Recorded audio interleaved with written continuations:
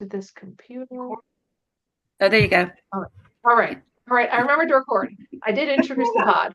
Um, okay, so let's go around the room. No one else is waiting to be let in. And let's do Gwen and Kimberly last. So, Annalisa, why don't you start? Sure. Hi, everybody. I am a member of the Morristown pod and I'm really enjoying Big. And how I spend my day these days is I am writing a book. I'm really Oh, excited. I've not only wanted to do this for 25 years, but I'm deep diving into it, and it's really quite an experience. And yeah, so that's exciting, as well as I'm recently been putting on spiritual retreats and with my partner. So this Sunday we have our second one, and still spots open if anybody's interested. It's really fun. And we combine his Buddhist meditation and my art and Hebrew letter mandalas and singing, and it's really quite a fun experience, and transformational uplifting. And also Wednesdays, I'm now starting Wednesdays at 4 o'clock for half an hour to be singing my Hebrew letter mandalas, which is just sound healing. Pay as you wish. It could be $1 or not. I just need people to register so I know who's coming. And all that's happening. I'm stepping out big time, finally. that's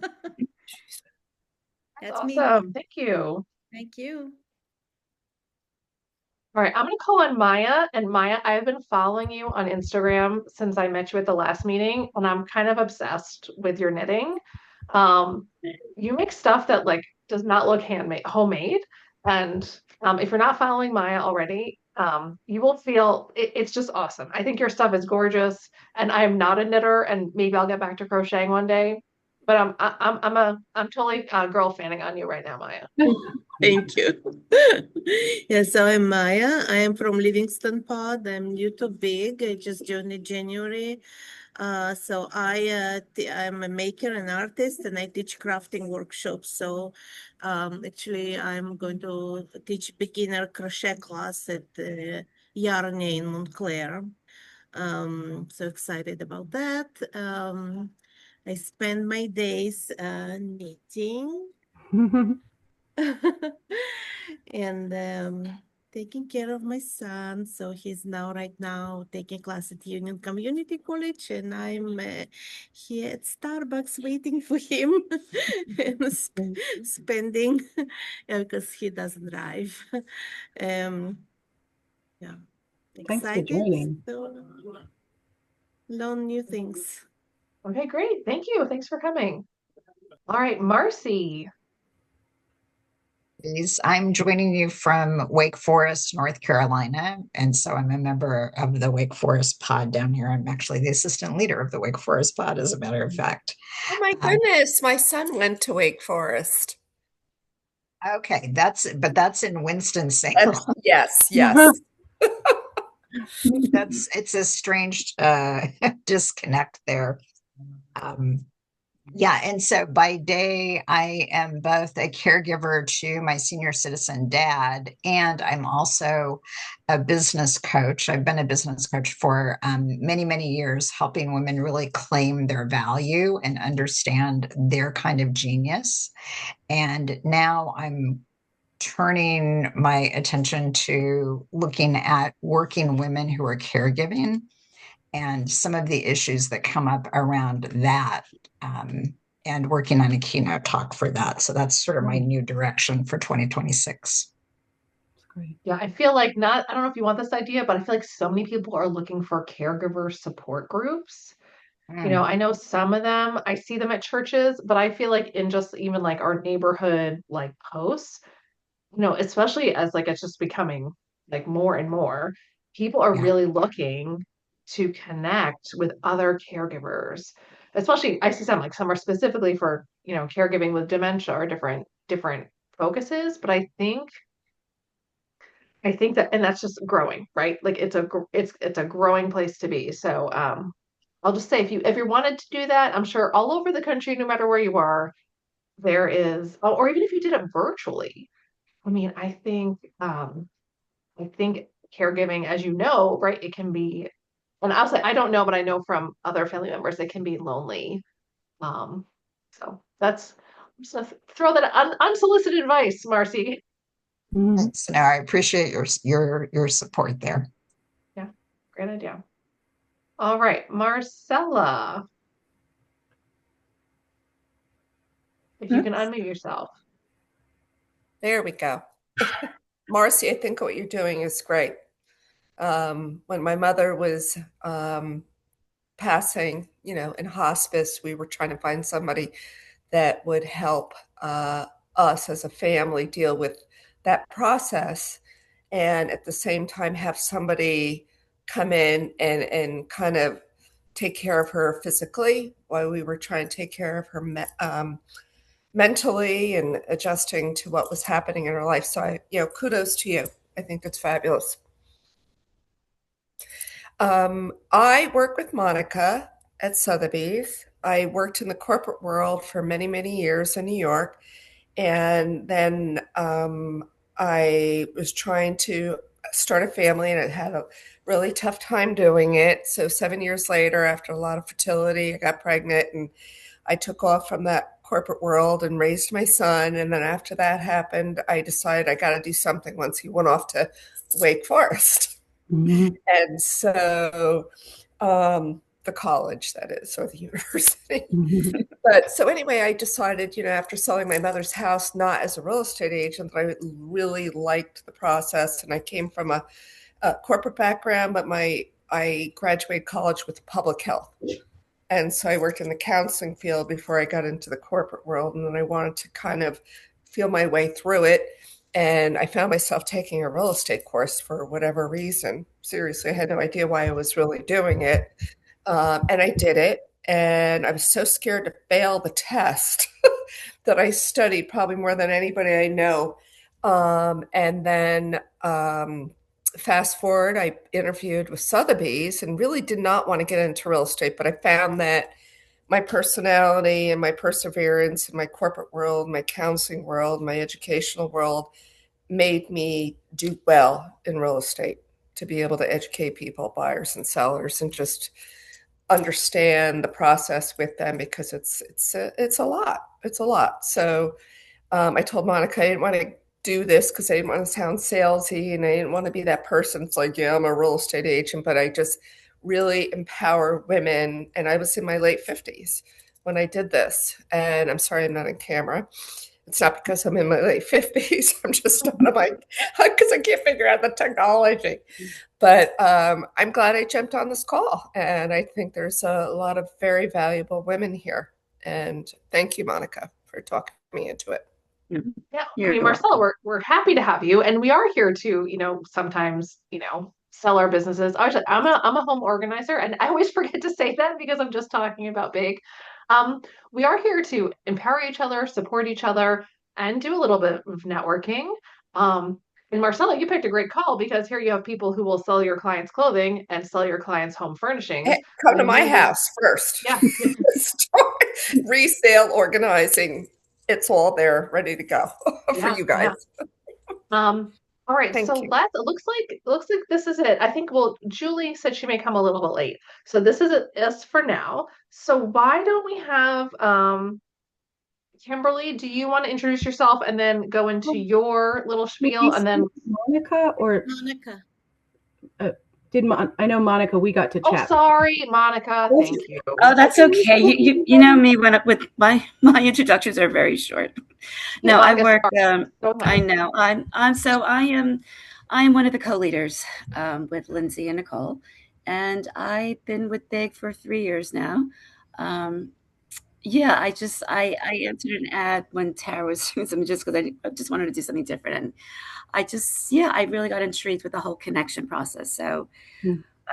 What I do is I do stage for Sotheby's, and one of our offices is in Morristown, which is the art gallery, which most of you have been to. So we started to hold our meetings there, and I became the co-leader, and yeah, I really enjoy it. It's just, we meet so many great people. The other day I met Gwen playing Mahjong for the first time. And Gwen, a very small note, but I did a staging the other day with Natalie Kirkwood, and I guess you took a lot of her stuff. I know, so. It's like it's small world. She's one. That house is gorgeous, isn't it? It's beautiful. I know, but I think it made her feel so good because she had a lot of stuff, like personal stuff Yeah. from her dad and her mom. So just when I heard her about that, I was like, oh my God, I know Gwen. So it was interesting. So yeah, It's so funny because she was like, "Oh, the stager wants me to get rid of this," and I was like, "No, leave it. It looks great." And it Wow. I know. I know. Sometimes we have to do that whole lessons. And Marcella knows because she's a great stager as well. Not only a great realtor, but staging is her niche. So it's tough when we have to sort of say sometimes it's like you need to let some things go. But yeah, so that's my story. But looking forward to hearing you guys. Thanks, Monica. Monica. And So Marcella, we'll have to get you to a meeting in person so you can, make some connections there too. And feel free if you guys want to drop your Instagram handles, email addresses in the chat. Um, feel free to do that. And if Kimberly and Gwen, if you have stuff for me to follow up, I can send an email out to everyone because I'll have the emails if they RSVP'd and and get us all connected. Anyway, let's kick it over to Kimberly. Monica, I'm so sorry I forgot yeah. you. Oh, good. No, don't worry. So we've got some slides that will introduce ourselves a little further, but I just want to say thanks everybody for joining. I was telling Lindsay that obviously this is what my business is, and I'm very passionate about resale. So I'm excited to be here with Gwen to just share our insight, our knowledge, our love, our passion, all of that. So I'm Kimberly Mansfield McSweeney. I own a company called Let It Go Resale. I'm part of the Morristown B.I.G chapter, Morristown Randolph. I had moved to Morristown about 9 months ago. And about a year ago, almost to the day, I had a chat with Lindsay and then Gwen, where I said, I'm moving to New Jersey. I don't know where I'm moving to yet, but I know you guys are there. Any advice, how to get started, how to build my business in New Jersey? And these two have been such beautiful resources for me. Lindsay bringing me into B.I.G, and I'm just grateful for the entrepreneurial spirit, the female orientation, the camaraderie that comes with B.I.G. I'm really grateful to be here and feel very fortunate to be able to present. So I'll tell you more about my business in a moment, but I'll let Gwen introduce herself as well. Thanks. I'm Gwen. I live in Morristown. And this is my first big meeting. I'm not a member yet, but my company is Memory Movers NJ. And my focus is a little bit different than, it's different than Lindsay and different from people who help others move. So I'm really big on sustainability. I cannot stand it. And I think it was, I forget who mentioned it, that they cleaned out, I think, their mother's house or something. Um, and I saw a need in the marketplace because I did it for my mother-in-law and then I did it for my aunt. And they take what they can when they're downsizing or going into assisted living. And then a lot of the times everything else just gets thrown away. And so my company, I come in there and help them resell their items, find homes for it. I have a warehouse. Sometimes I take it back and sell it on consignment. But kind of the general feedback or things that my clients say are, my kids don't want anything. They don't want the china. They don't want this. They don't want that. And in addition to me taking it and hopefully making them some money, it's about hearing their stories and the reason why they held on to their items for so long. And then they feel like they're passing it on to someone else. And then I'll send pictures. Like I got someone's twin beds the other day and took them to the new place and we set them up with curtains, everything. And I sent her a picture and I was like, here's their new home.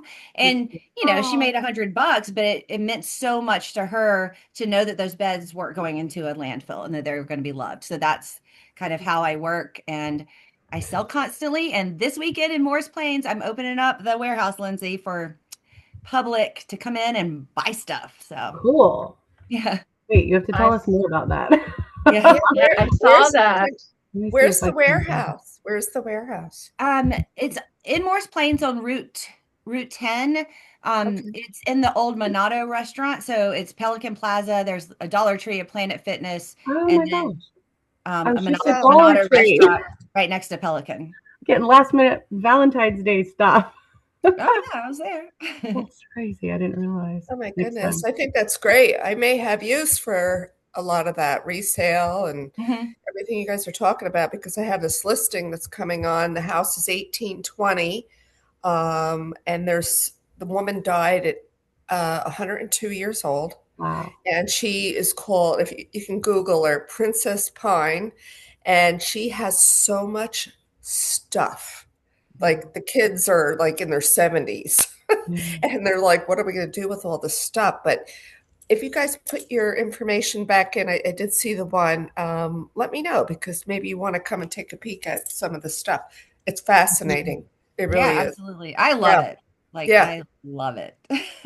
Yep. All right. Put it in the chat and I'll write it. I'll take a picture. Yeah. Actually, what, a lot of her stuff, she was in a magazine, right, Marcella? The Yes. magazine. Yeah. She's kind of a celebrity around Yeah. here. Cool. It's really, Yeah. and even your clothes. I mean, Kimberly, I know today they were going through the Oh my clothes. gosh. I Today. didn't want to. I mean, I felt. Monica, where'd you go? We lost you, Monica. It sounds fascinating. I'm going to Google her after the call. Seriously, Princess Pine, her family Maybe is known as blue Princess. blood in this area. I live in Mendham, but her family is blue blood. Her dad was the architect for Leonard J. Buck Gardens in Far Hills, where the races are, kind of in that area. Yeah, and she's got pictures all over her house. She's got like her uncle. She's 75, 80. Her uncle introduced Jackie O with John F. K. And he was in the wedding, and there's pictures of that. And her house that's kind of humble. It's a 1820 home, and it's got so much character, but it's all so much stuff, that daughter and son are like, oh my gosh, what are we going to do with this? Son is going to go to the bargain box. And yeah, and it turned out Monica had met her a few years ago when she worked at Dan Taylor. She's very eccentric. And Monica went to the house because Monica's half Indian and brought all these saris, these Indian gowns. And today we're cleaning them out. And Monica's like, oh my God, I remember that. Yeah. I'm in, Monica. I know. So anyway, so you guys should definitely, I know. So Bill, I guess share contact. Definitely. Yeah, definitely. Kimberly, we've had 2 more people join. Can they just introduce themselves quickly? All right. Julie, welcome. We haven't even started yet, really. We just finished intros, so you're perfect timing. Okay, great. I'm Julie Schroeder, also known as JB. I write under that pen name, JB Schroeder. I write romance to make your heart race. So it's contemporary romance and romantic suspense. I also have a day job. I work at Delta Dental of New Jersey and Connecticut in the dental insurance industry. And sorry to be late. I had another meeting that luckily ended a little early. So I've been excited for this talk. Thanks. And you were joined at the same time. Beth, who I believe is Monica's friend, is joining us. Beth, you don't have to come on camera, but do you want to introduce yourself? You don't have to if you don't want to. Okay, wait. Can you hear me? Yeah. Okay. I wasn't sure if you could hear me or not. Hi, I'm Beth Shea. I'm a friend of Monica's and Marcella's. I don't have a lot of interesting things to say about me, but you're just here to learn. My husband's in the background saying he'll have a lot to say about me if you want. Well, actually, Beth loves Poshmark, right? Oh, awesome. I do. Well, that's great. Then you're definitely in the right place. We're going to talk a lot about it. Oh, good. Great. All right, Lindsay, I'm going to go ahead and share my screen. Okay. Awesome. So let me know if you have any trouble. I think hopefully it'll let you. Okay, good. All right. You can see, right? Mm-hmm. All right, cool. Hang on one second. Lindsay, I don't see a warning about the recording. Did you record? I did. And I don't know if that's because you came on late. Maybe. Okay. I can still see the warning. Okay, perfect. But thank you for reminding me because I did almost forget. So I appreciate that. All right, I'm going to kick it off. So the Resale Revolution. Woo!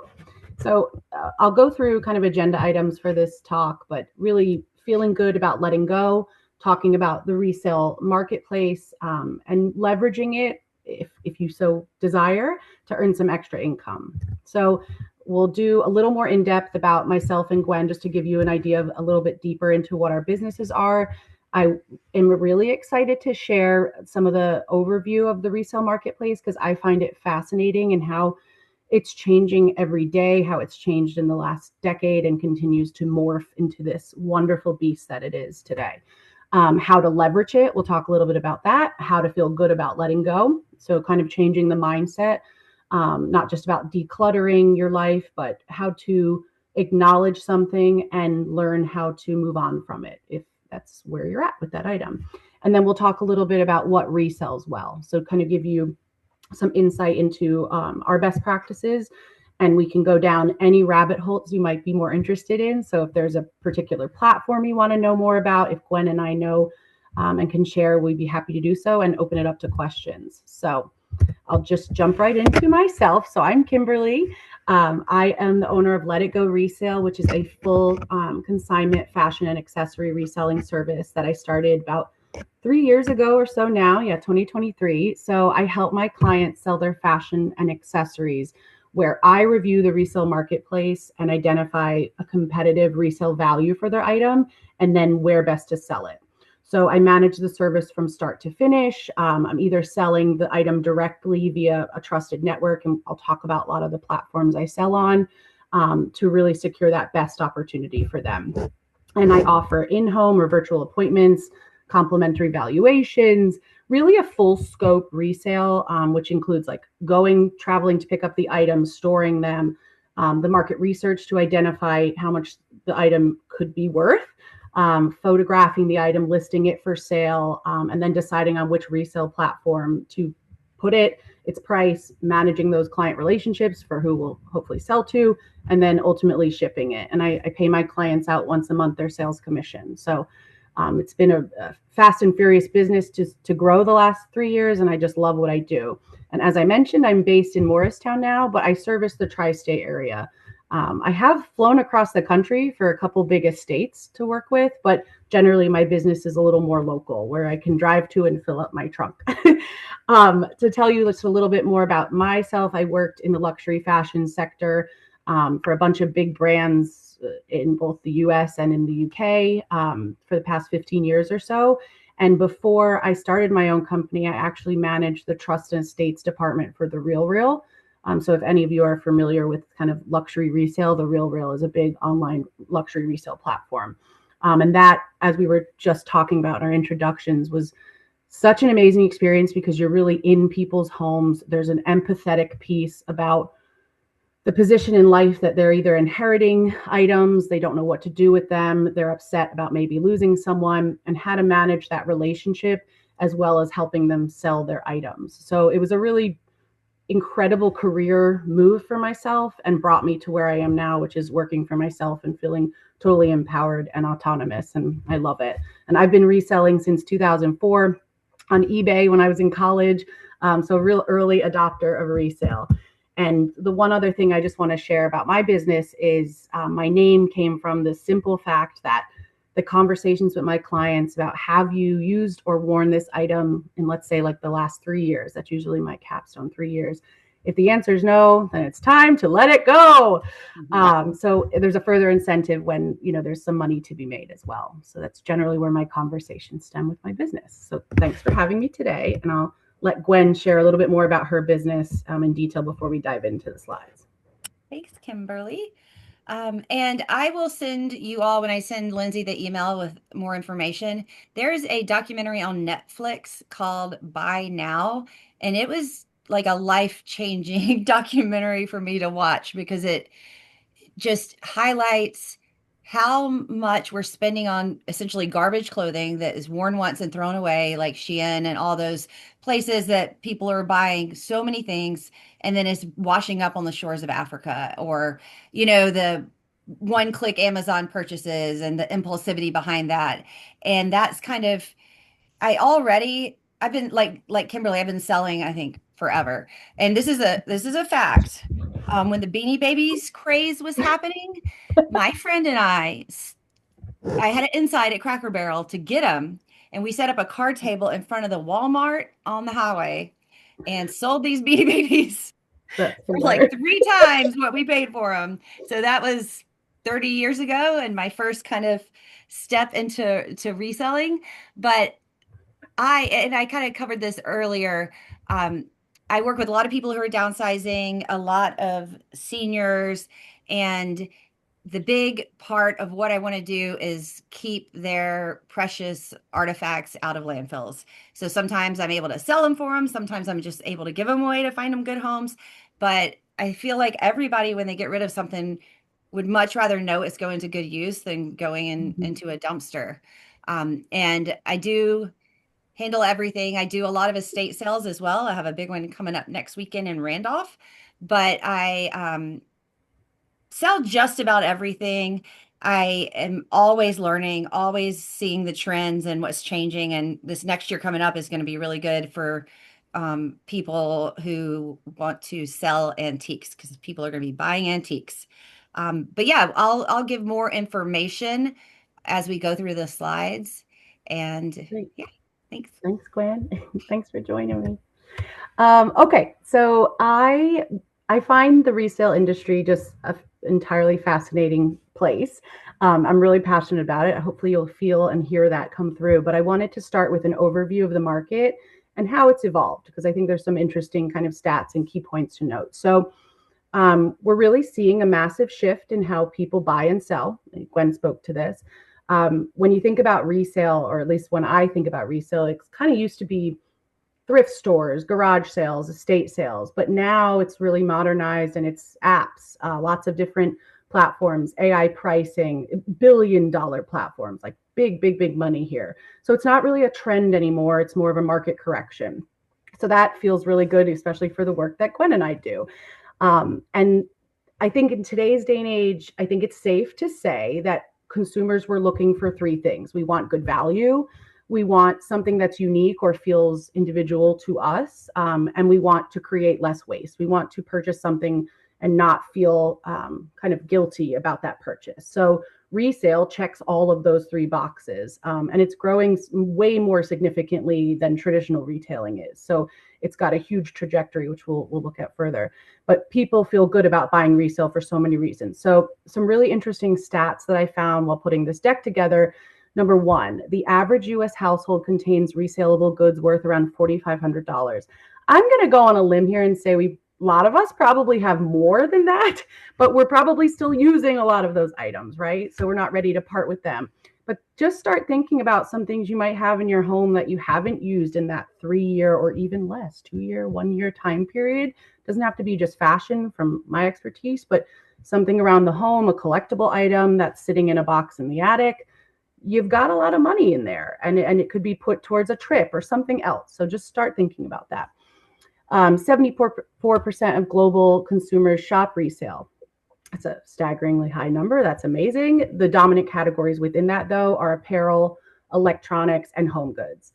And then the resale marketplace is soaring kind of based on two key factors. That's what I keep reading. So the introduction of these new selling capabilities, which we'll talk about in another slide or so, this whole kind of surge of all these different places to sell and different ways to sell.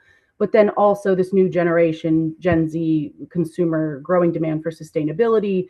They're really fueling the circular economy. So resale extends the life of an item. It reduces that need for new production, and these kind of Gen Z. And then also my generation of millennials, we are really leading the adoption of resale, and why we're seeing such a growing demand for that smarter consumption and sustainability piece.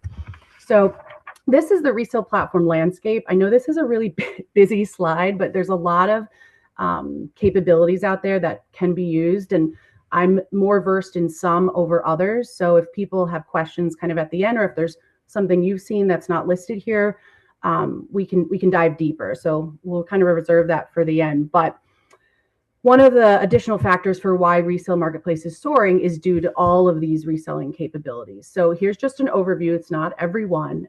Each platform that I've listed here, or just beyond this slide, all solves like a variety of needs or problems. So for example, some sellers are looking for convenience. They want to do everything themselves, have direct relationships with their end user. Others want to kind of send their items they want to sell on to someone and let it be fully managed. Some sites are more focused on authenticity. People are purchasing items and want to know that it's an authentic luxury good. So they all have their kind of niches, right? So if we look at the first point here, peer-to-peer. So this is a platform we mentioned earlier, like Poshmark or Depop. They give sellers full control, but they require more effort. So as a seller, you're doing more of the work.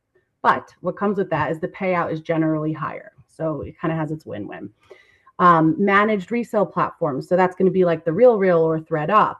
These really have, they trade margin for convenience. So the platform is fully managed, fully managing your resale efforts, but there's a lower sales commission tied to it. So, again, these trade-offs. And then you've got marketplaces like eBay or Etsy. Generally, these are a little more specific in what's being sold, or they're good options for scale. So if you have like a larger business or like a depth of product, this is a great place to resell it. And then lastly, this is an awesome point here. I'll talk a little bit further in the presentation about it in more detail, but brand-owned resale. So we're seeing something called re-commerce, where companies are reselling their own products. So they're offering either like a trade-in initiative, a pre-owned program, or like resale partnerships. So they're really positioning themselves within the circular economy rather than outside of it. In this kind of fast fashion world, they're saying, we want you to purchase something new, but when you're done with it, come back to us. There's an incentive to either have it resold or like a discount if you bring the items back so that they can be recycled by that brand in particular. I'm thinking of Eileen Fisher, but I've listed a few here that I know are really focusing on building trust and loyalty.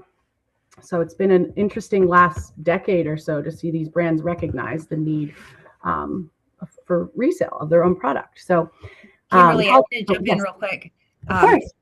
Because this is. I'll go back. There you go. So North Face will take any North Face brand, any condition item, and give you credit towards a new purchase. So that's just another one that can kind of go under the re-commerce.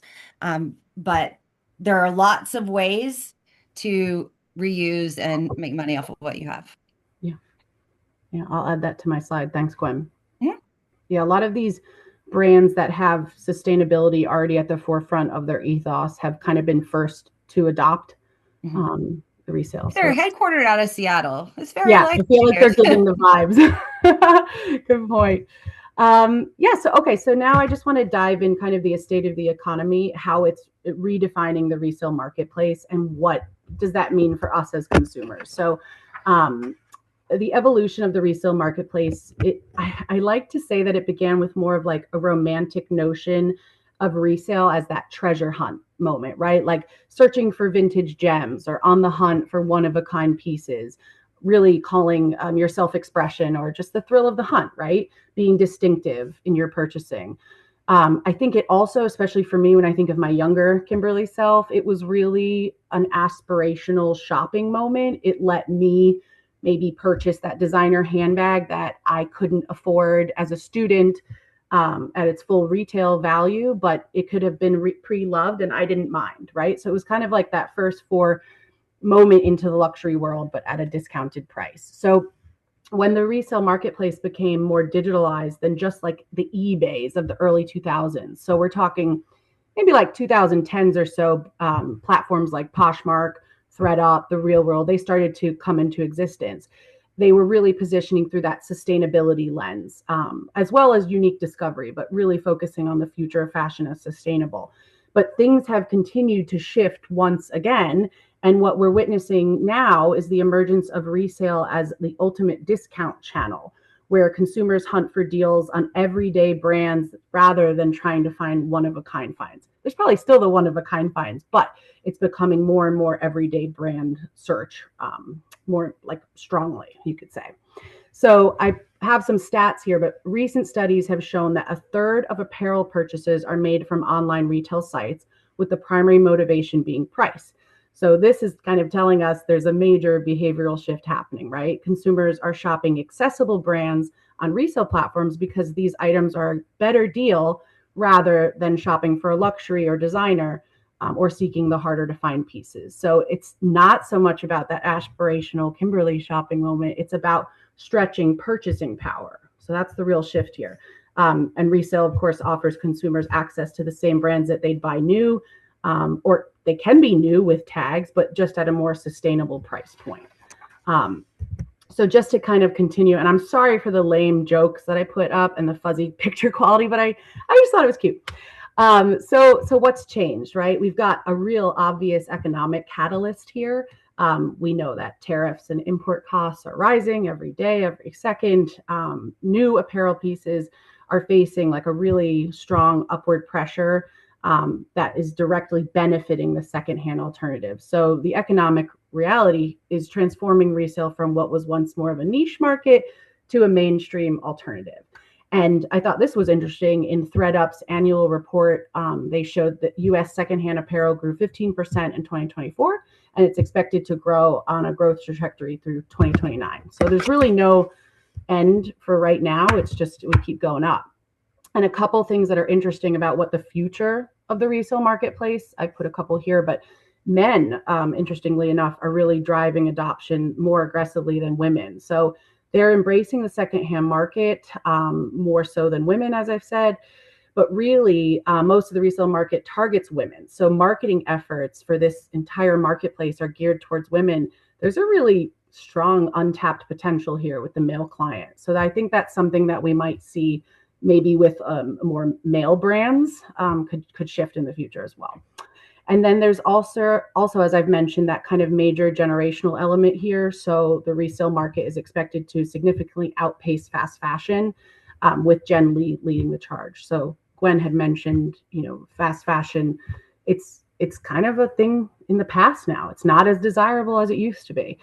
And then younger consumers. So this is like really important and really fascinating. But younger consumers aren't just buying secondhand. They're actually creating circular e-commerce loops.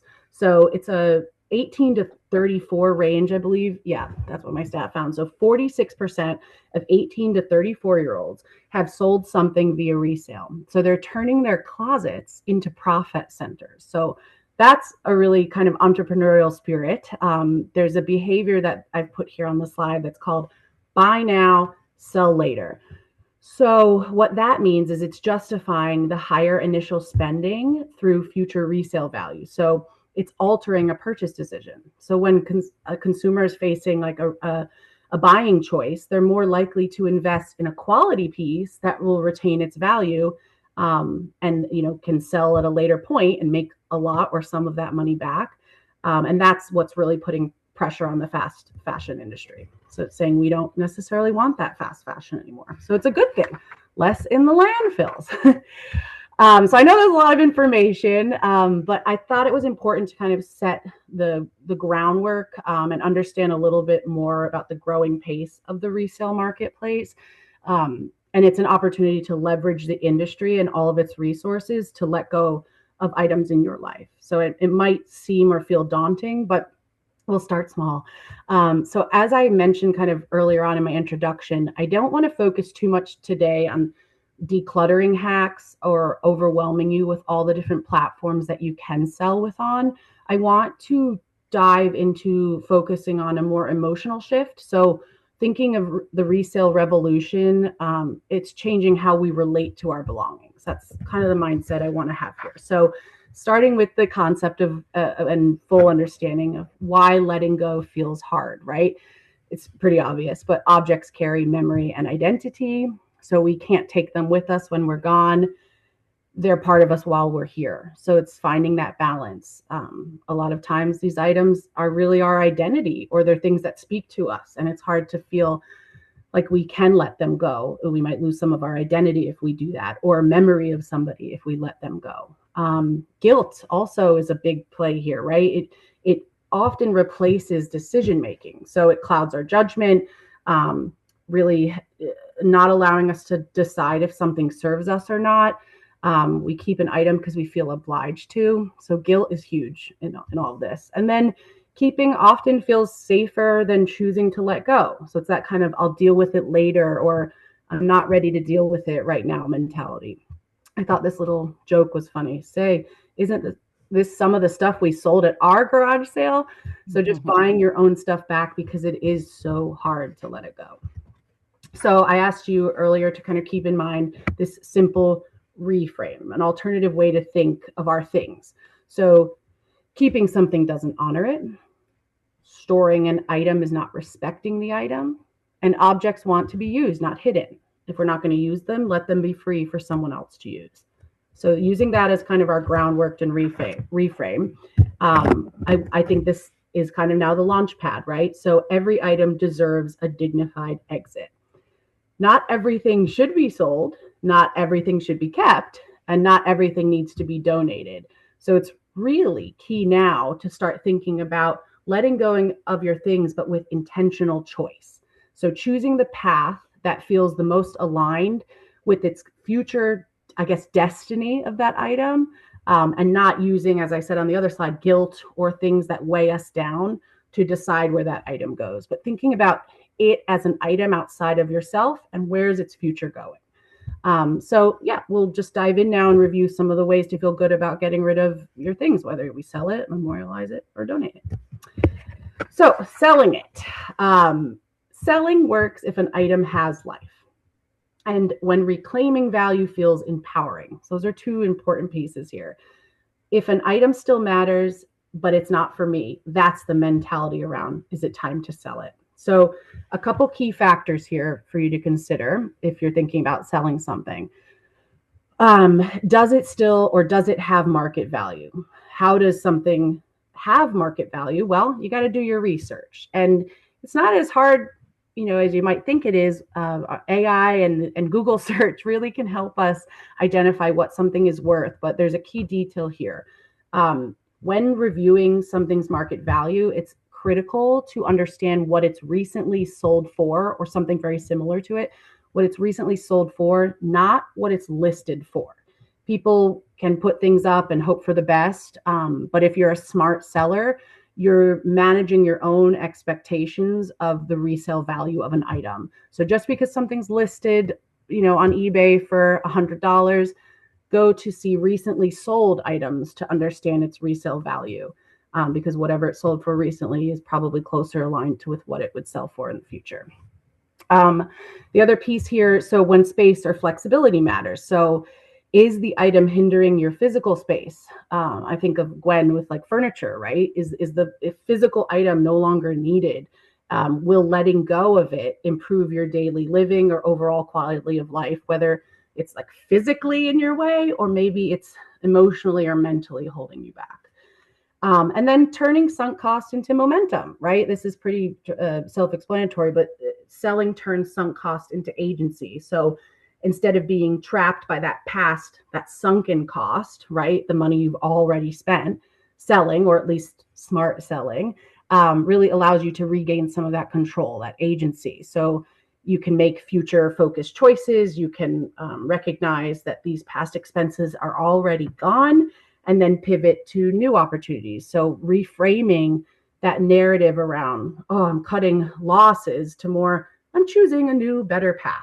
So kind of shifting the mindset again. Those costs are already sunk. So let's be positive in where this item can take us and where we can go from here. So memorializing it, it's another option here. So when a memory matters more than the objects. So some things hold identity, but not utility. You can keep the meaning, but you don't necessarily need to keep the mass. Memorializing might mean taking a photo of the item, writing a story down, taking a video of it, keeping a symbolic part of it. You don't necessarily lose the memory when you let go of an object, but you clarify it. And there are lots of ways to memorialize physical items. And I put here on the slide a brand name for a company I know the owner of. It's called Artifacts. And what I love about this company, and this is just one option of memorializing a physical item, but we all have items that have meaning. So whether it's something you've inherited or collected or just kept over time, Artifacts lets you capture the stories and the memories behind the physical thing.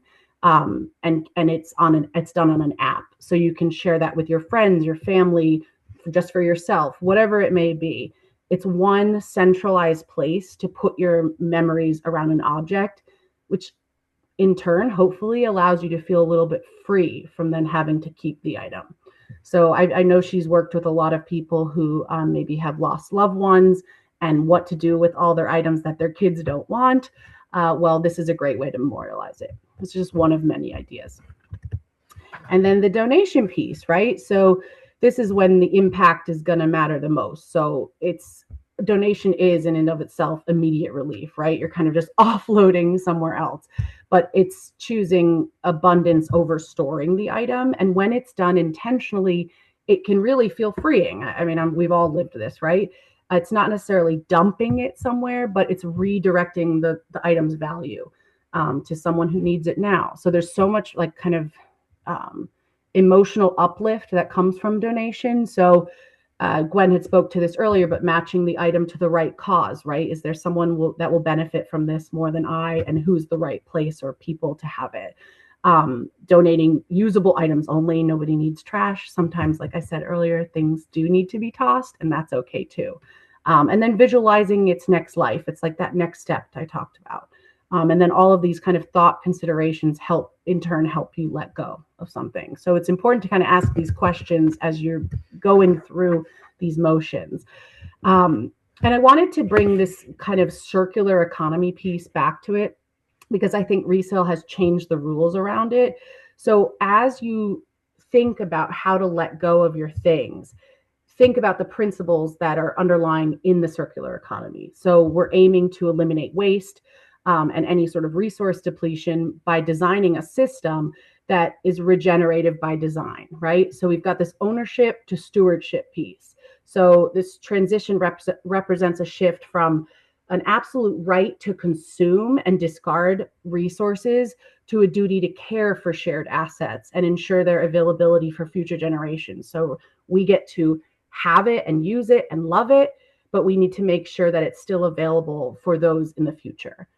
And then the piece about accumulation and circulation. So it moves away from the model of where wealth is measured by having a lot of things, which is obviously what leads to waste accumulation, but it's bringing us toward one value of like continuous, healthy movement of resources within a system. So in a circulation model, the goal is to keep items in use for as long as possible, maintain them, reuse them, recycle them, mimicking kind of like nature's, circular economy, right? That's what all of this is trying to help us do, keep it moving. And then storage to flow. So it's just, again, a concept of redefining wealth from that static stock of items to focusing on a sustainable material flow. So moving those substances from their origin and repurposing them, maintaining like a healthy, simple way and keeping things out of landfills. So I like to keep the circular economy in mind because it helps me, and I would hope it help all of you to reprioritize any sustainable goals for our need to accumulate. So it's just like something to keep at our core. Keep it moving. Let it go and keep it moving. And then this is like kind of one of my last points, but the feel-good test, right? So when you're thinking about your belongings and whether to let something go or not, just ask yourself a gentle decision-making moment. Ask yourself some simple questions. So does the item support who I am now? Would I buy it again? Those are two things I ask myself now. Could it help someone more than me? That's important. And then do I look at the item with gratitude or through a lens of guilt?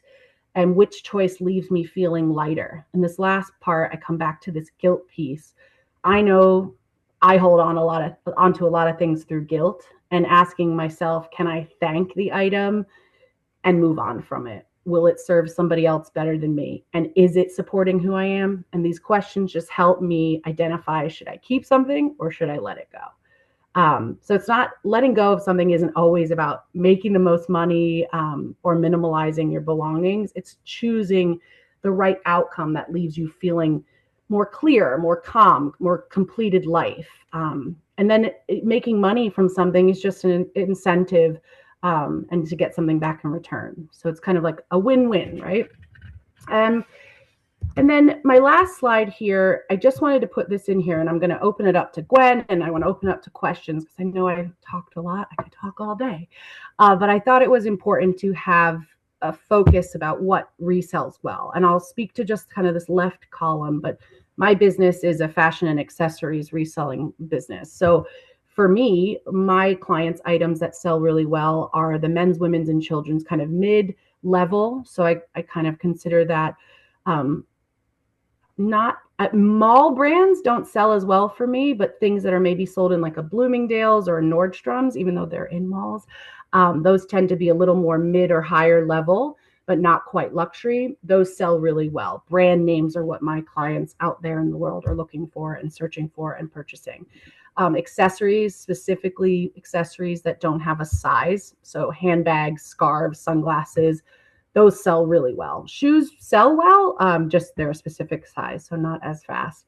And then, of course, jewelry, watches, anything branded or, a precious metal or stone are going to move well. And then luxury vintage items. And I put luxury in front of vintage because vintage, there are specialty people out there who can sell vintage very well. But for me, it's all about brand names. So if it's like a vintage Dior skirt, somebody's searching for Dior and then they're excited that it's a vintage piece. So those two things sell very well for me, as do furs. Furs are kind of a hot item because people want to own a fur, but they don't want to really invest in a new fur and supply the fur industry with any more success. So the fact that there's a lot of furs moving through the secondhand market has been a win. So those are kind of the items that sell really well for me. And I want to hand it back over to Gwen to add whatever you'd like and to talk about your home items expertise.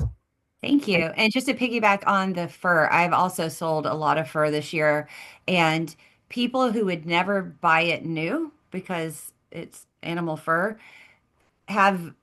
think it's okay because it already exists in the world and they're using it and it's keeping them warm versus it being thrown out. So that's why I think fur and resale is doing better than just new fur.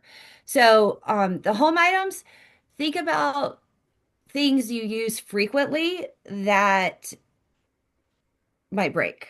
Those sell really well because somebody's are always looking for a new iron or a new hair dryer or a new mini fridge. So those are really easy to turn over really quickly.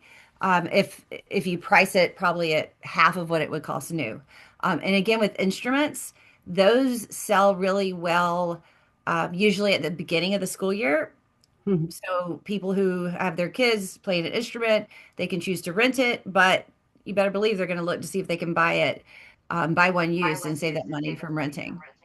And then kitchen gadgets, along the same lines as what I had already said, anything that is electric usually sells pretty well. The fabric and sewing machines, any hobbyist type um, items, there's somebody who's still doing that hobby that's going to want to buy it. So we were talking about knitting earlier. You threw up yarn for a sale on Marketplace and it is gone. And I just sold like I'll be like, oh, I have a stack of fabric. I haven't even measured it. $20 sold. Tools, people always need to replace tools. They either lose them or they get so run down or they get rusty or whatever it is. Tools sell really well. And then Pottery Barn or something similar. People are specifically, like Kimberly was saying with the Dior, they're looking for Pottery Barn in their searches. So if you're selling something from that, it's just going to show up more frequently in somebody's search. So yeah, and we can answer any questions any of you have Oh, on sorry, any I of this. forgot to put your No, contact that's fine. details in there, That's Gwen. fine. We're going to We'll send just it to leave it everybody. here. Thanks, everybody. All right, who has questions? I know there's some questions out there.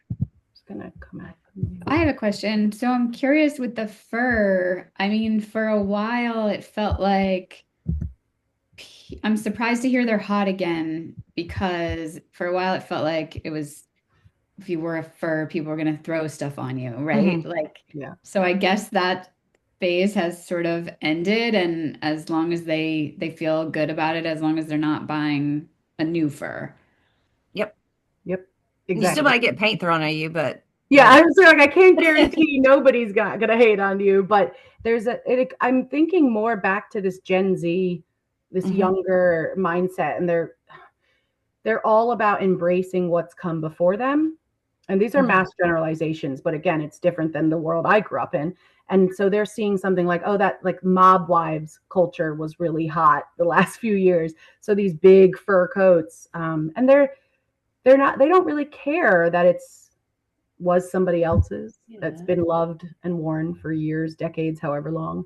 I think the fact that there's a story to be told, like a lot of fur coats, I'm sure we've all seen it, have a lot of people's names inscribed in them. Or when somebody's looking to sell it, they give you the whole life story of the fur coat. So there's a story behind these pieces, and I think the younger generation appreciates that. So it's it's definitely a hot item. And my other question for Gwen is about furniture or things like say you were replacing a bathroom vanity or something like that that's maybe got some character, but you don't care for it, or it's it's a little banged up or something. Does that stuff sell or eh? It absolutely does. The thing to think about when you're reselling, especially as broad of a coverage as I do, is how much is your time worth it, right? Because you could sell anything for probably a couple bucks, but is it really worth doing all that work to get somebody to buy it? And that's kind of the way that I'm evolving and looking at things. When I can put items that are going to make less together in a bunch. So I could say, like, oh, here's a bin full of party supplies, or here's a bunch of different spoons and knives from a kitchen. Then it increases the ratio and how much you're going to earn from doing it. And that's like Kimberly selling the higher end clothing. I used to be in the thick of it with Poshmark and probably had like 1,000 listings, and it would sell and I would have to go find a box and all this work. And then I realized, oh, I made $2. Like it's just not worth it.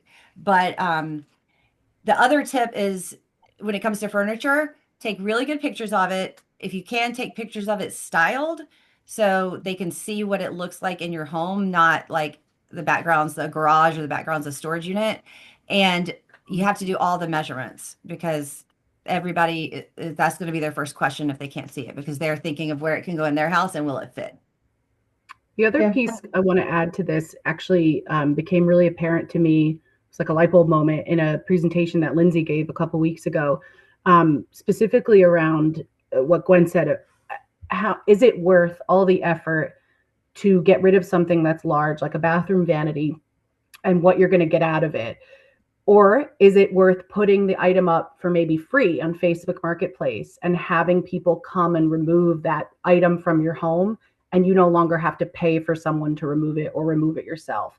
And it's, again, this like reframing of the mindset. What is a bigger benefit? Personally, if there's something I want to get rid of and I'll try to sell it. If it's not moving, can I have someone come take it out of my house for free? And that it can go to someone who wants it, not so much Morristown. I'm sure all the towns do the large garbage items. I don't really want to put it on the curb for it to be picked up by then, unless it's like something that really can't be reused. But most things, somebody wants. Most things.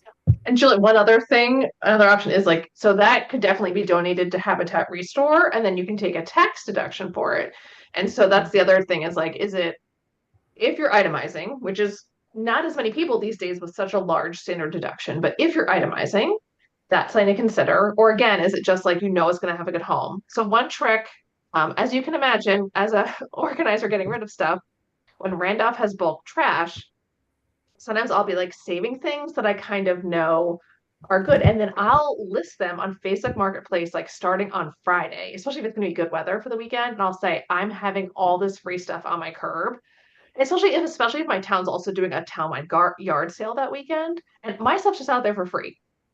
But I know that I'm having so many people driving up my street. By the time the trash actually comes, and mine comes like Monday morning, I'm the first route in my town. Like there's literally nothing on the curb, and I'm putting out the toys and artificial Christmas trees and things that a lot of charities struggle to take. Um, and I love it. I'm giving it to people who are going to use it. Maybe they're going to pick up something metal and recycle and melt it down and recycle it. So that's something I use as a strategy. But yeah, because I think a lot of us, kind of like what Kimberly and Gwen are saying, like I think the goal is like we just don't want it going to trash. It's not always about making money, but it's about like, can someone else use this? Probably, especially with the vanity, right? You're like, oh, this is like useful. It's just not our style anymore.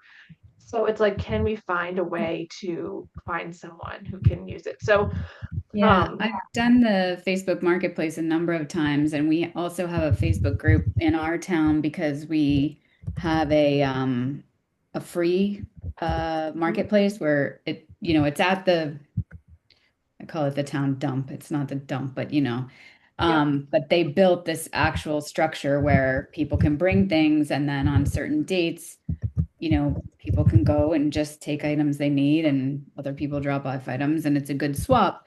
But a lot of times it is nice to just that place is mobbed. It's complete chaos. You got to wait your car in line and so it's nice sometimes to have people come to the house, but the Facebook Marketplace, I've found the last couple of times I did it, like there's so many bots that are responding to you and there becomes like a lot of management. I forgot about Habitat's Restore, so that's a good idea too.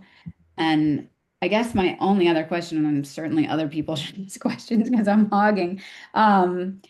But like I took all the time to go through my son's Legos. There were certain ones that he wanted to keep, that were built, that were special. But then I have, you know, these gigantic bins of Legos, and they're so heavy I can't even lift them. So now I'm like, now what have I done to myself? Because I don't know, like for free, I'm sure someone would come to my stoop and pick them up for nothing. But I also think back to like just how much money we spent on these really nice Legos. And I'm like, should I try Yeah, to sell you them? should sell. Legos hold their value, and I can text you a guy's name that loves nothing more than to buy Legos from me, buy the bin, Mhm. 150, $200 a bin. Oh, Nice. I want his name, Yeah. definitely. there's also, And Okay. yeah, there's a new Lego store in Randolph, which I don't know if they buy as well, but yeah, I was like, Gwen's your Lego person. Another thing, I don't know if you have this, Julie, I don't remember what town you're in, but Summit. Summit, most towns have like the Randolph Buy Nothing group is super active. And the nice thing about that is, people kind of, again, I get rid of a lot of free stuff, right? So people kind of know me. And because it's my town, I feel safe. Like, I don't put my address, like, I don't post it, but when someone says I'm interested, we private message. And I Right. feel comfortable because these are my neighbors saying, oh, here it is. Like, here's my address. And I put it again out by my curb or by my garage doors. It's totally like contactless. There's also like Morris County Pay It Forward. There's the free Mhm. Morristown exchange. You don't have to be a resident to participate in that. Randolph's really picky. Randolph's like residents only. But a lot of the other towns or the county, there's like Morris County Free. There's so many where, again, if you're just like, I don't want to drive it anywhere. I just want to put it in my curb or put it outside my garage doors and have someone come by. So there are lots of ways to give something new. Facebook Marketplace is I only use when I'm doing like a bulk for me, like a bulk thing, like on Big Trash Weekend when it's like I just take pictures of the whole curb and like come. Otherwise, I use these smaller sites where I feel like I know the people, and they're gonna swing by and pick things up. Like so I had like it was American, like I had an American Girl bunk bed for one of my clients. Like the thing was enormous. And I was like, oh my goodness, like someone would love this. And for me, I'm like, I don't care about selling it. My client didn't care about selling it. So I was like, hey. And then like I let it simmer for a couple days and then I pick a name. And people are like, and to me it's also just like put that good karma out there. Good karma's gonna come back to you. Like Absolutely. so yeah, lots of options. But yes, Habitat Restore. And sometimes if you have something big, they will pick it up. Habitat Restore and Market Street Mission. But for a vanity, to me that screams Habitat Restore. So I have ooh, a Frank likes question. Legos.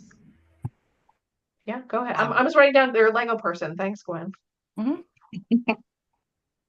um, we in my house there's well which is really my dad's house, there's stuff from my grandparents. My mom was a collector of certain things, and so there's a lot of stuff, but two collections that we have that I haven't quite understood how to tackle are of postage stamps and coins. And I feel like I just need to like find an appraiser and have somebody look at them. But because I know nothing about this, like I don't even sort of feel confident picking somebody. So I don't know if you guys have any sort of tips about the process or how I might approach this to get it moving forward. When do you want me to? I am in this all the I was time. gonna say, I'll Lindsay Yeah. talk, knows this. and then you can add to it. So stamps, the general rule is unless it's before 1860, it's not worth anything, and just use it as a stamp. Sad but true. You can donate them to Stamps for the Wounded. You can mail them a big packet of stamps. What I learned later is they will not value them for you.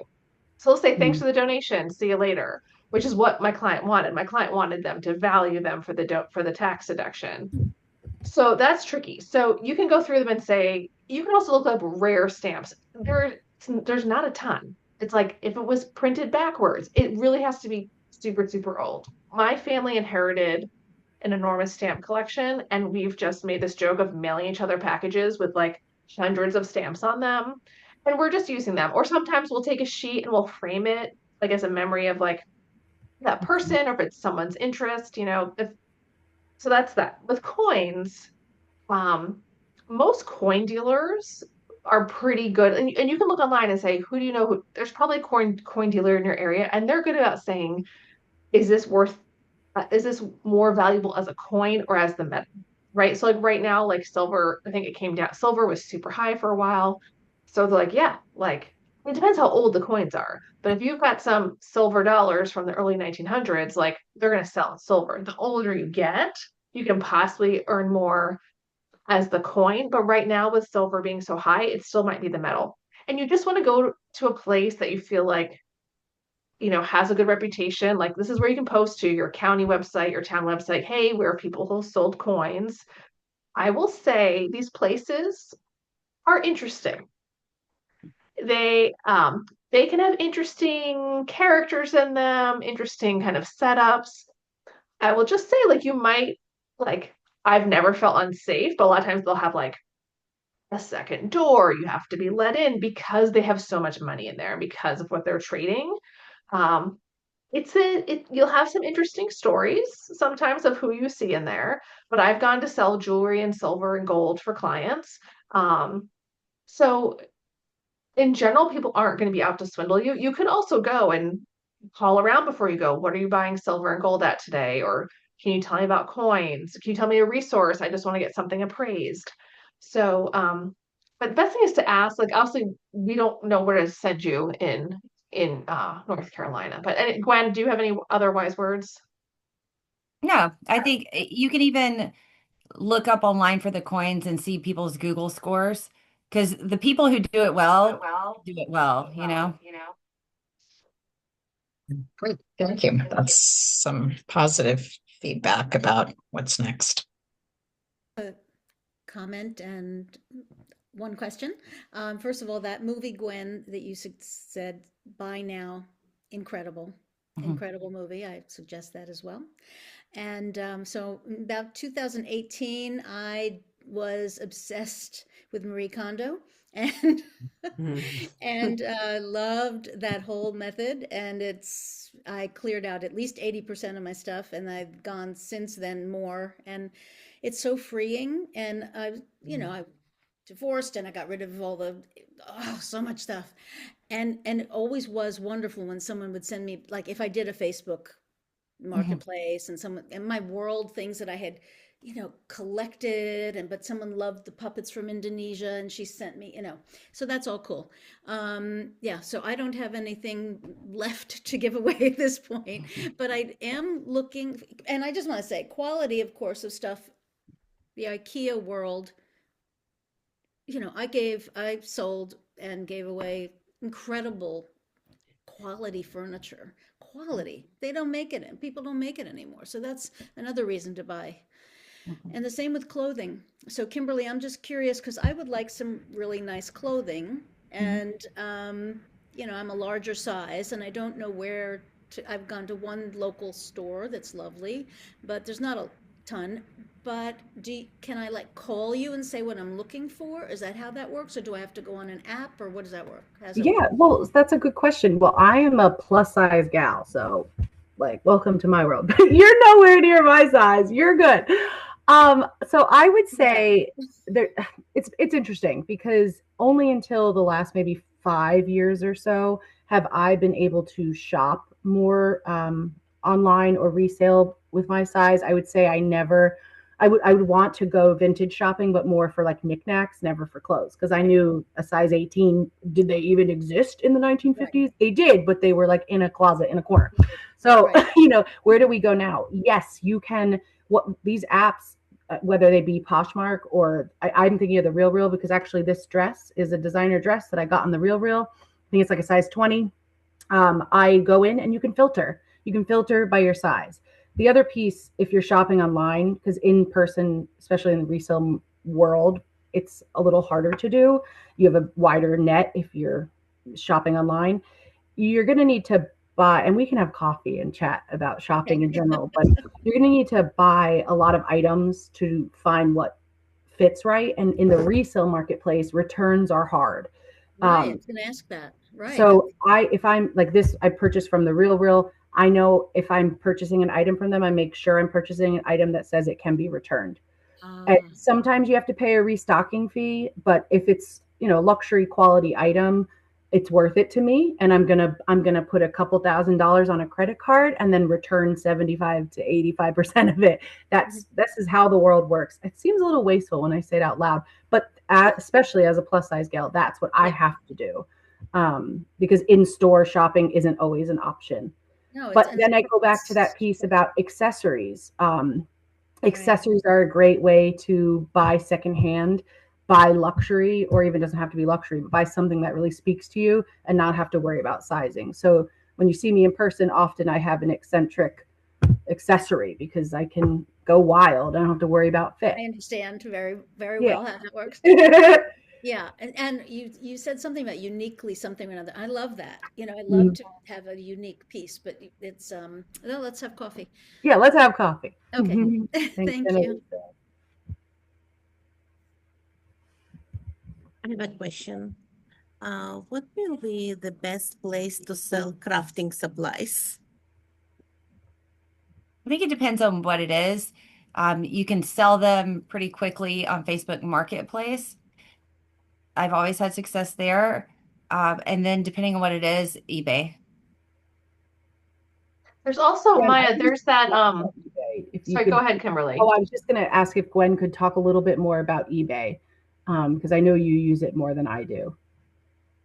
Yeah, I'll Um, just answer the yeah. crafting question. Do you know there's that new crafting place? It's in Sparta where it's a resale crafting place. I cannot remember what it's called, Wait, I but have it. essentially Think they want you I to think it's donate the your own. donation. Yeah, it might be donation, not resale Yeah, though, yeah, right? yeah, yeah, Um, yeah. yeah, I know Gwen sold some crafting stuff. Yeah, I think it depends. Um, you also might have luck if you reach out. A lot of like libraries have like, I don't know if it's knitting or crocheting. But as you find like these social circles that do it, um, that might be an avenue. Okay, thank you. And when you price it, just remember that pretty much everything at Michael's is always 40% off. So even if it's new with tags, it's going to have to be less than 40% off whatever that new with tags is. Totally get it. Yeah. Gwen, do you want to talk about eBay? I've used it a little. I don't know if you've used it probably more than me, but you really like Facebook Marketplace, right? That's more your I jam. love Marketplace, yeah, because it's not tracked and they don't take fees. And it's local and pick up, and I don't have to try to mail it. But eBay, eBay is a great place because of its reach.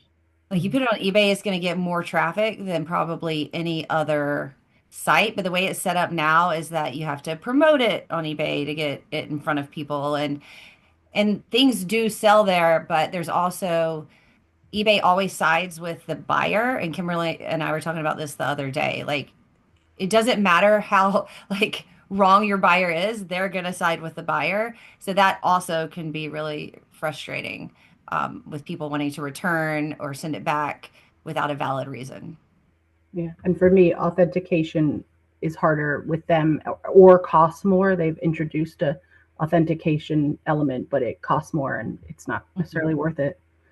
Um, yeah, if anybody has any questions or you think of something later about a site, that one slide where I put all those different sites that you can use, I know it's overwhelming, but they all have different niches. They all have different purposes. That's why they exist. But it can be overwhelming. Crafting supplies, depending on what it is, again, could do well on Etsy. Not all, but antiques are a big piece of Etsy now. So it's not just stuff people make and sell, it's anything that's vintage or antique is being listed on Etsy. Yeah. It's eBay pretty is annoying. definitely I've sold a couple. I'm getting out of the reselling market, which is why I'm best friends with Beth over Beth Gwen over here, Mhm. so she can do some of this for my clients. But yeah, it's a lot. And again, the term I use with my clients a lot is what's the return on hassle? Like if you didn't have a Gwen, if you're selling it yourself, like Mhm. right, you go onto eBay, right? You have to see what it's actually selling for, not what you see listings for. What's it actually sold for? Then eBay takes the cut. And then, like, are you including the shipping? Are you adding the shipping on? Then, like, eBay takes a fee. The person posting it, if it's not you, is going to take a fee. Then there's like getting the shipping supplies, driving to UPS, waiting online, yada, yada, Mhm. yada. So, and then, so I had a thing where I was only doing really high end items because it was still a lot of work. And then the person gets it and she's like, oh, it's not really, it doesn't look like how I thought it would look. And luckily she said, well, she said, I tried to photograph it myself and actually I could only come up with the same photo you did. It just isn't photographing the same color as it is in person. So she did not push us to return it. So I didn't, but it was still, again, just like more hassle, like more communication. Like she was unhappy. So Mhm. again, like, is the juice worth the squeeze? What's the return on hassle? Like, is it easier to donate it and take a tax donation? Is it easier to give it to someone like Gwen? And even though she's going to take a cut, it actually moves outside the door. So, like, recently I had a client, she had a bin of clothes that said to sell on Poshmark. That bin was 5 or 10 years old. And I said, let me give it to Kimberly and some of it sold like the very first month it was posted. And that was money that, yes, was it less than what they had would have made if they posted themselves? But it had been 5 years and it was sitting in a storage unit costing them Right. money. Mhm. So again, it's like what again, it's the value of your time, the value of the space you have. Mhm. Wow. Mhm. All That's those a big things. one too. How long are you willing to let it sit in your house until it sells? Like, are you going to hold on to it for a year while it just keeps refreshing on eBay until finally somebody in like 2028 wants it? And then are you going to Mhm. know where it is? Because that's my big issue. I'm like, oh my gosh, it sold. Where the heck did I put it? You know? Yeah, we all have our unique niches of where we can help. And if it's not Gwen or I, we know people. So we're just, a great resource.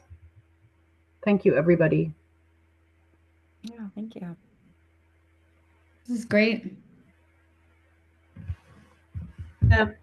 I know, like both of you, seriously, thank you so much. I know I had you on mute. I was trying to multitask my daughter who walked, I haven't seen her since New Year's. She walked Oh, in, so but no, seriously, it was so great. And I'm so glad that we taped this just to thank record it you. so I could share it with people. But seriously, between the two of you, I took pictures of the slides.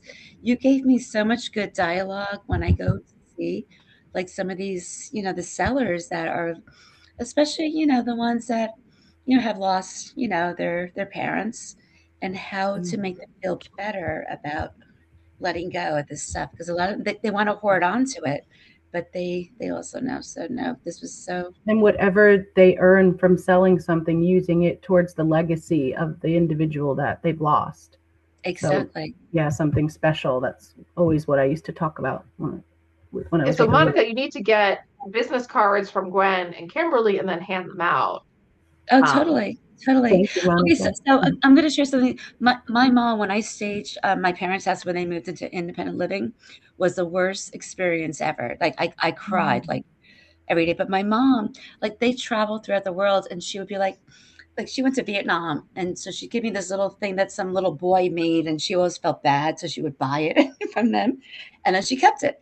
And she's like, "You have to take this," but it wasn't our experience. We did not experience it. So, but she said, well, "You have to have it," and we tried to tell her that, but she wanted us to be like, "Oh, but you don't know how these people live in this country," and blah blah blah. So that's why it's given me, yeah, for both of you, just to say that that was your memory, and let's move it on. Like maybe somebody from Vietnam will come in and right.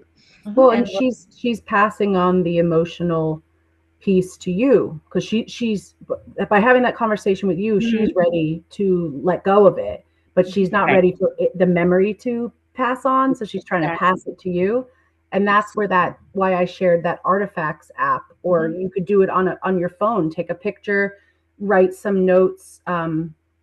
On a piece of paper, take a picture of that if you want to digitally keep it, but keep the memory of the little piece safe, but digitalize it. And then you don't have to hold it physically on you, but it's about passing. It's that guilt piece. It's so hard. Exactly. And that could be a good piece for Marcy now. Like to Mm-hmm. like when because they bring a lot of guilt onto the next kinder of like why you need to take onto it. But they can, yeah, that's something that, we could all, I don't know, I always think about like even like, oh, I've got two parents that are in the same situation. Um, that And the Marcy's too. memory is the memory, right? It's not the item. Right. Yeah. Exactly. It's the memory. Yeah. So what I've done also is that I've told them, I think it was one of your slides, to take a picture of it. Take a picture of it and put it Yeah. into like a memory book so that you could still look at it, but you just don't have the physical contact of it. But you've given it to like somebody else who's really going to enjoy it now. Exactly. So Yeah. anyway, this was a great. And I'm Yeah. sorry. Now I turned my whole thing off. I just shared in the chat, there's a book that I recommend it's called Keep the Memories, Lose the Stuff.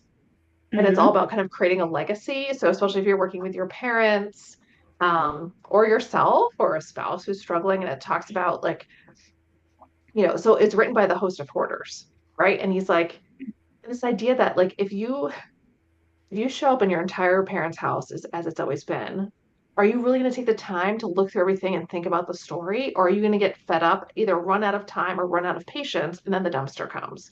But Mm. if Yeah. if your parent has curated a box of, here are like the 10 items that are like my legacy, they tell the story of my life, they're the stories I want passed down in the family.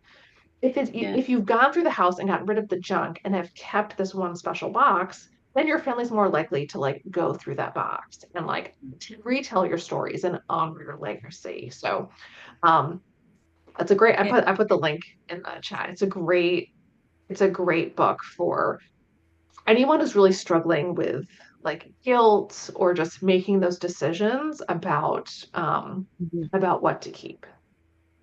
Right. Did And Joy also, did, I'm getting that book for my mom.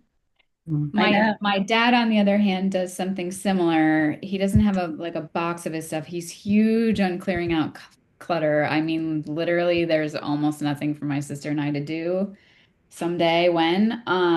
But he also he's incredibly organized. He's like legit OCD, but he sends us what he calls a red book every year, and it has all of the information that we will need to know, like Oh, all about his funeral and who to contact, and you know, his bank accounts and who to talk to about this, that, and the other. But also at the end, then he has his like Baker family legacy list, kind of. So any jewelry that he feels is important, he's had it all appraised, so that information is attached, but he also has like, where it came from, when he got it, why it's special to him. Like literally we have that list already, which is amazing, you you're know. lucky. Wow. I know, but and also, what one more thing as I'm thinking about this, but my, but even for our own kids, like my daughter was just, here, like, oh, Andy, you gotta listen to this, But I think that every generation, I guess, goes right to a different level, And I think that like I don't want to put that guilt on my kids for the stuff that I have. So I want to be able to like since I'm just like, let me just clear everything out so that when, God forbid something happens to us, they don't have to go through all the stuff over there. So it's also like, I don't know, maybe like another learning, I don't know, concept for to help the millennials, all of them to realize that what, what to keep, what not to keep. I don't know, just to sort of keep it so they don't go through the guilt that we go through for our own parents. I've just learned from all these conversations I've had over the last couple of years is start having the conversation with my parents now so that when things do happen, what you just said isn't going to happen. So I can be prepared because my parents are not doing what Julie's dad's doing. Not at all. So, I have to take kind of the reins on it. And I'm learning to, every time we're together, I'm ticking some things off my mental load and how to prepare. So Kimberly, what I've been doing for my kids, I've got 3 of them. I've been making like memory boxes for I love them. that, Monica. And so it's like their baby stuff, their college, their high school stuff and when and then maybe put like a couple of things from like the great, from the grandparents to have that. So then it's right. So it's just like they don't have to. Yeah, I love it. I just asked my mom last week, can I have some pictures of my grandparents, like the old black and whites from when they were married or whatnot, because I don't have any of those up in my home. And we had just watched, what's that movie? Is it Coco? What's the Disney movie? Yeah. And I was like, wait, I want to honor my loved ones who are passed. So I think doing something like that is so beautiful. Your kids are so lucky. I wanted to say that I have a document that we call vital info or something similar, Julie, and I have it blank, like so that I give it to friends, like if their parents are aging or something, get the insurance, get the bank account, get this, and it's because it was like pulling teeth to get that. When someone's dying, it's a little hard to get that. But it was my ex-husband lawyer figured that one out in time, which was good. But to then it makes it easy for someone to then have a document they can ask those questions. Anyway, just throw that out. And no, that's great. When my mother died and my father had already died, and we went through the house and I found stuff. I went, oh my God, I never want my children to see my journals. And, so I went and burned them all, complaining about their dad. And that's so funny. Gosh, I thought you were going to say something else. So a journal's one thing. No, burn it out. So because they don't want stuff. They also get to have my kids are in their 40s. They get to have their own style. I've been told by, when mom, thanks, but no, we have our own style, and so you're right. Absolutely. I know. No, it's true. And sometimes I think that, I would like my kids to see my journal because I think it'll help them understand who their mommy was, and whatnot. So I know it's definitely, it's a tough. Yours might be nicer than mine was. I don't know. I know, but I know. But it's a balance though, because if you leave too much, they may not see the stuff you want them to see, right? So I think it's, even like my husband's uncle who had a really, really tiny house and it was still like dumpsters because it's also like how much time, I mean, not to be more like how much time do they have? Like, do they get, when I had a corporate job, I had 5 days of bereavement leave and that's like planning a funeral and doing that. Then you're going back later, taking time off work to like empty something out and do all of that.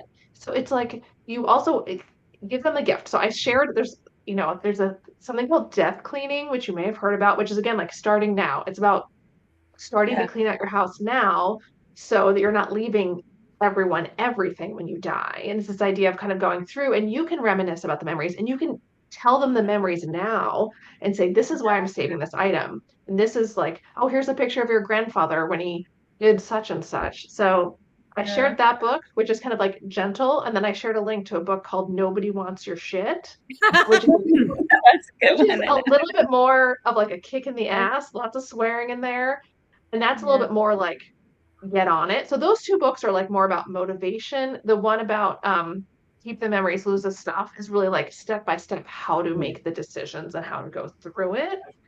But if you need the motivation to get started, or your parents need the gentle art of Swedish death cleaning I is like nice. that. Yes.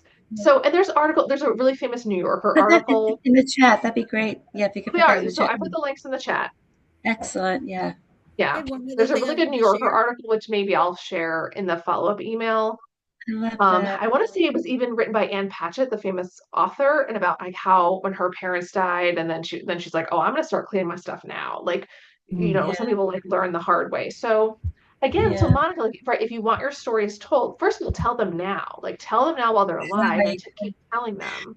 So I gotta say one more little tip that I have is that when my parents are moving from like their 55 and older to the independent, my mom like made me cry a bit, like I told you.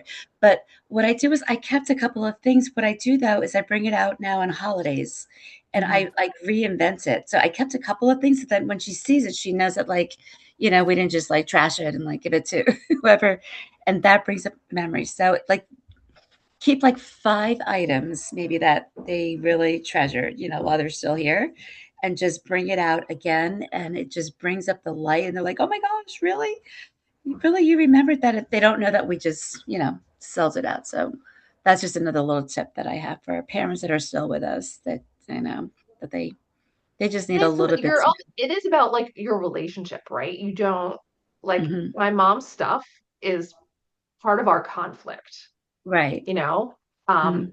and her attitude about how I should handle her stuff is Mhm. is a conflict in our relationship. So this idea of like you're saving some things, you're bringing them out, you're honoring them, right? I think that's great. And then that Yeah. also can help you decide how you want to have stuff with your children. So again, Yeah. it's about these conversations about how to. And remember, like a thing is not a memory. Mhm. Right. So, and thinking about like, and like I Kimberly know. said it or Gwen said it, like, right. So it's about like how can you honor it? Can you take pictures of things? Can Yeah. you record the story? You can take a voice memo. Like get your parents to talk about their childhood. Do a voice memo. Do a little video on your phone. It's so much easier Yes. to capture I've that been stuff doing. these days. Um, so those are the types of things that Crazy. definitely. And honestly, like Kimberly and Gwen, you guys like not that you hit the market, but I feel because like people are living so much longer right now, and you're going to be dealing with so much. I mean, in terms of everything, that you have like letting go of things, and the kids, the second generations and the third generations, taking on to it. I think that it's really important, and a lot of it has to do out of like the mindset, how to make them feel comfortable. So I think what you guys are doing is awesome. Thank I love you. it. I love finding new homes for stuff. Really. Yes, exactly. I know. I love it. This has been a great meeting, you guys. Yeah. Thanks for letting us share. Really Yeah, appreciate it. Joy, you came on late. Hi. Do you have I any know, questions? I'm sorry, but this has Joy. been great. And Joy. that's what I tell clients all the time. Take a picture. Hmm. Don't. Yeah, So thank you. I know. Yeah, exactly. And just enjoy it. Like enjoy it. Yeah, enjoy what we have. And like I told Kimberly with the Lunar New Year, it's all about new beginnings, which the red horse. So it's that gives people.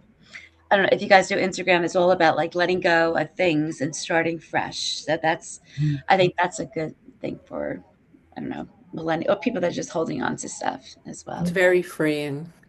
Yeah. To, Because we're always going to buy something new. That's kind of always my like thing is it's important to get rid of stuff because we're always going to shop.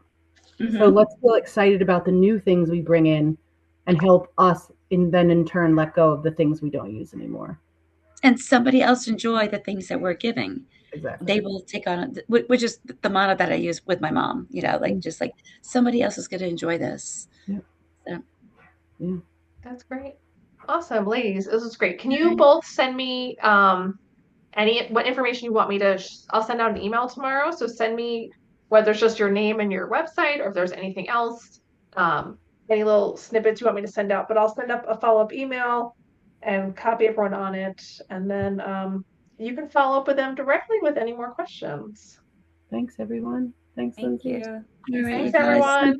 Thank you. Great. Have a Thank good night. you. Good See night. see you next month. Okay, bye.